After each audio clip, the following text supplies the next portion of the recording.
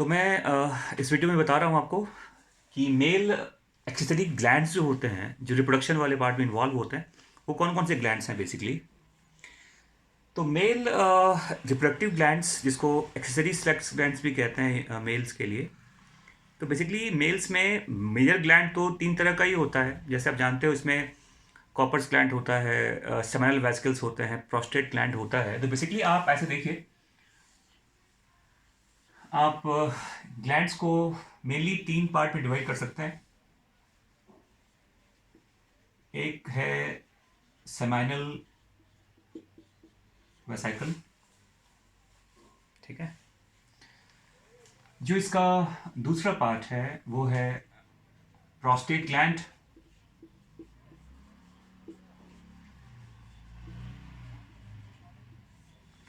और जो इसका तीसरा पार्ट है उसको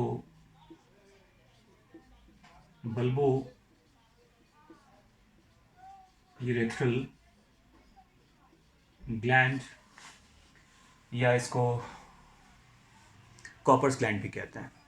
अगर नंबर की बात करें तो वेसिकल दो होता है, प्रोस्टेट सिंगल होता है और ये भी दो होता है। कौन सा ग्लैंड क्या कंट्रीब्यूट कर रहा है सीमेन के फॉर्मेशन में वो देखिए। तो सेमिनल वेसिकल का जो कंट्रीब्यूशन है, it contributes a very important chemical compound called fructose, जो एक न्यूट्रिएंट की तरह वर्क करता है स्पर्मेटोजोआ के एक्टिविटी के लिए। फिर इसमें एक टर्म यूज करते हैं प्रोस्टाग्लैंडिन्स। इसमें एक और नाम आता है आइनोसिटॉल। एक तरह का ये फॉस्फोलिपिड वगैरह होता है। और इसमें फ्रक्टोज है, प्रोस्टाग्लैंडिन्स है, आइनोसिटॉल है, और इसमें एक और कोगुलेटिंग सब्सटेंस, इसको फिब्रिनोजेन कहा जाता है। तो ये सारी चीज़ें कहाँ से आती हैं? सेमिनल वेसिकल से। अगर पूछा जाए कि ये इनमें सबसे ज़्यादा इम्पॉर्टेंट जो बहुत ज़रूरी होता है स्पर्म के डेवलपमेंट के लिए, स्पर्मेटोजोआ के मूवमेंट के लिए भी उसको न्यूट्रिएंट की ज़रूरत है, तो वो फ्रक्टोज का पार्ट होता है। और ये फ्रक्टोज फीमेल के बॉडी में ऐसा कोई ग्लैंड नहीं है जो फ्रक्टोज सिक्रीट करे। तो फीमेल के जेनिटल ट्रैक्ट में फ्रक्टोज का मिलना ये एक तरह का कंफर्मेशन भी है सेक्सुअल इंटरकोर्स का। और कई बार जो रेप विक्टिम्स होते हैं उनके जेनिटल ट्रैक्ट में फ्रक्टोज का मिलना एक तरह का इन्वेस्टिगेशंस वगैरह में भी ये काफ़ी ज़्यादा हेल्प करता है। अगर फ्रक्टोज है इसका मतलब सेक्सुअल इंटरकोर्स तो हुआ है, ठीक है। इसके बाद देखिए प्रोस्टेट ग्लैंड का जो सिक्रीशन है, इसमें मेनली क्या आता है। तो इसमें काफ़ी सारी चीज़ें आती हैं। देखिए, एक तो कहते हैं यहाँ पर प्रोस्टाग्लैंडिन्स भी होता है, यहाँ पर एसिड फॉस्फेटेज भी होता है, कई सारे प्रोटीजेज भी होते हैं यहाँ पर स्पर्मा लाइसिन यूज करते हैं वर्ड। यहाँ पर फिब्रिनो लाइसिन भी होता है। और यहाँ पर सिट्रिक एसिड वगैरह भी होता है। और कई सारे जैसे कैल्शियम का, सोडियम का, जिंक का, पोटेशियम के कंपाउंड्स भी यहाँ पर अवेलेबल होते हैं। तो प्रोस्टेट ग्लैंड का जो कंट्रीब्यूशन है वो प्रोस्टाग्लैंडिन्स है, एसिड फॉस्फेटेज है, प्रोटीएज है, स्पर्मालाइसिन है, फिब्रिनोलाइसिन है, सिट्रिक एसिड है, कैल्शियम, सोडियम, जिंक, पोटेशियम के भी सॉल्ट यहाँ पर मिलते हैं। और इसमें अगर पूछा जाए कि स्पर्मालाइसिन वगैरह क्या है, तो ये एक तरह का एंटीबॉडीज़ की तरह वर्क करने वाला एक केमिकल कह सकते हैं आप, जो मेल के यूरेथ्रल ट्रैक के या यूरेथ्रा के इन्फेक्शंस को, यूरेथ्रल ट्रैक के इन्फेक्शन को रेसिस्ट करने का काम करता है। जैसे कई बार जो इश्चीरिया कोलाई वगैरह होता है उसका इन्फेक्शन हो सकता है यूरिनरी ट्रैक में, तो उस चीज़ को रोकने के लिए ये ये स्पर्मालाइसिन वगैरह होता है।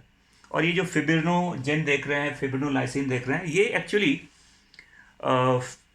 फीमेल के जेनिटल ट्रैक में जाने के बाद स्पर्म कोगुलेट भी करता है, वो डिजॉल्व भी होता है। तो इन सारी एक्टिविटी को कंट्रोल करने के लिए यहाँ पर फिब्रिनोजेन और फिब्रिनोलाइसिन की बात करते हैं। बाय द वे, एनसीईआरटी में जो लिखा गया है कि प्रोस्टेट ग्लैंड्स का जो मेन अगर सिक्रीशन पूछा जाए कि उसमें एंजाइम्स आ रहा है, उसमें कैल्शियम आ रहा है, तो कैल्शियम भी है, कई सारे एंजाइम्स देख रहे हैं यहाँ पर आप। और जो बल्बो यूरेथ्रल ग्लैंड है, जिसमें मैंने कहा ये दो होते हैं, ये एक सिंपली इसको म्यूकस सिक्रेटिंग ग्लैंड कहा जाता है। और ये म्यूकस जो है ये जेनिटल ट्रैक को लुब्रिकेट करता है basically at the time of copulation और कोइटस। फीमेल जेनिटल ट्रैक को लुब्रिकेट करना होता है और उस लुब्रिकेशन में इस ग्लैंड का ये रोल है। तो ये तो 3 मेन ग्लैंड्स की बात मैंने कर लिया। इसके अलावा देखो जो उसका प्रीप्यूस का पार्ट होता है और जो ग्लैंड्स पेनिस का पार्ट है, उसमें एक और ग्लैंड है जिसको कहते हैं प्रीप्यूचुअल ग्लैंड कहा जाता है इसको।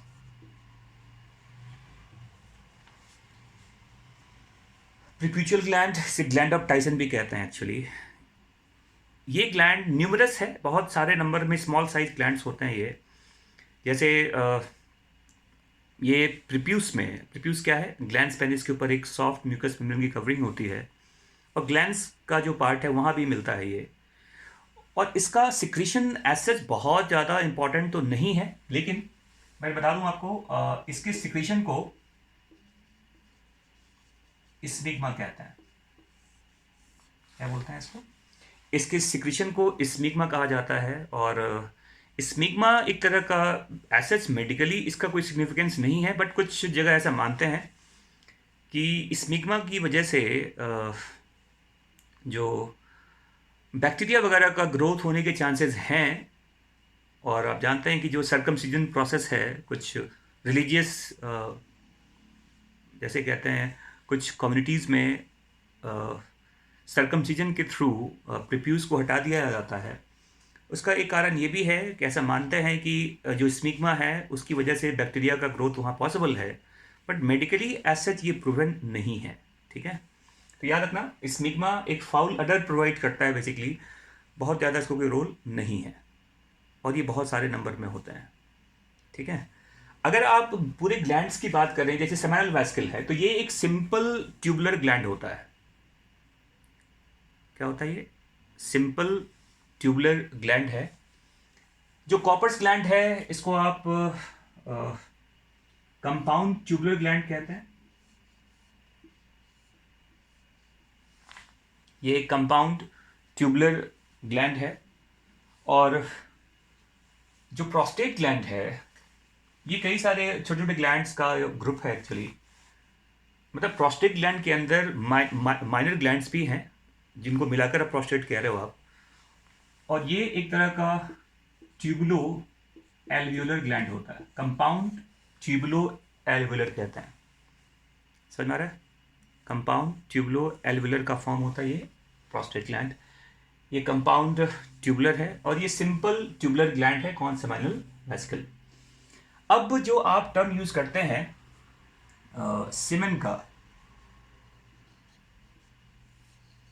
सीमेन, तो सीमेन में आप जानते हैं कि एक जैसे अगर पूछा जाए कि सीमेन का एक नॉर्मली जो सीमेन का वॉल्यूम है ये 2 से 5 ml तक हो सकता है पर ejaculation, and that semen contains sperm that is called spermatozoa, and second part is called seminal plasma. Spermatozoa and the seminal plasma together make the semen. और स्पर्मेटोजोआ का नंबर जैसा कि एनसीईआरटी में लिखा हुआ है कि ये 200 से 300 मिलियन तक यहाँ पे हो सकता है पर इजैकुलेशन बेसिकली।